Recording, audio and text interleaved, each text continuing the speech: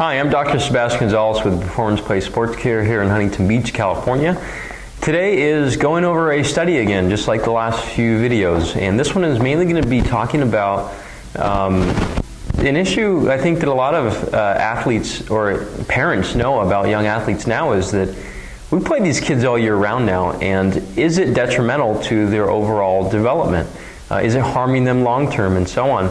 I think it's a question that's raised in many strength conditioning forums, as well as I'm sure coaches' conferences as well. But I know when I grew up, there was not a lot of year-round sports and a lot of what we call early specialization. The kids usually play multiple sports for, they might play all year, but they change the type of sport they do. So they don't do the same movement all the time. This study is a radiographic study, and what I mean by that is x-rays, and I'm going to go just basically through it. I'll bring it up to the screen in a few minutes. So it's a radiographic cam deformity is gradually and exclusively acquired during skeletal maturization. This is basically a study that they followed up with 2 years after, while these kids still played sports, and tried to see if there's any correlation with the growth of these deformities. Now, if you don't know what a cam deformity is, it's a condition of the hip, and it's a growth where you have, I wish I had models here, but you have the neck of the femur going in, you have the ball. Now, a cam deformity makes it so this ball is not a ball, it's kind of like oblong like that.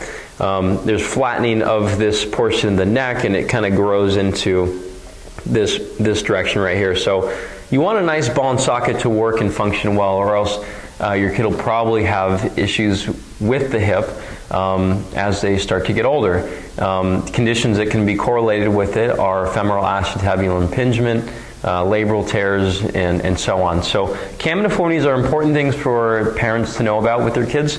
So I'll bring this study up here. Sorry, this one's on my computer. I couldn't print it. We'll go right there. That'll be in the middle, right? Okay, so check that out and go ahead and look online for it. And I'll even scroll down later. This was actually done in, let's see what the year of this study was. It doesn't say.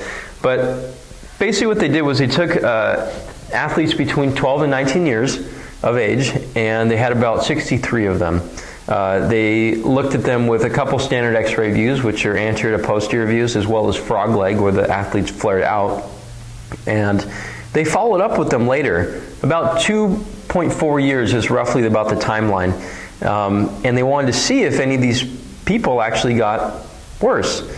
And they did, which I thought was very interesting, because I know I don't have kids right now, but if I did have kids, I would not want them to have a cam deformity.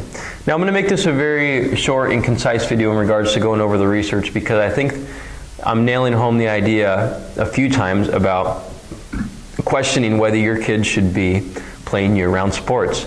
I personally have the patients that come in, I strongly urge the parents to consider how important are these early years in regards to getting a position, playing year-round, developing skills, let's just say with batting. A lot of times when kids hit puberty, they have to learn how to use their body again anyway, so maybe not hammer them with the batting drills all the time. So basically the conclusion of this study was formation of a cam deformity is probably a result of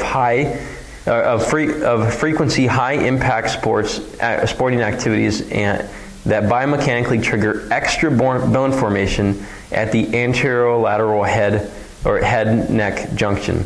A cam deformity develops gradually in adolescence and only during skeletal growth. So this is when the person or the kid still has a growth plate open.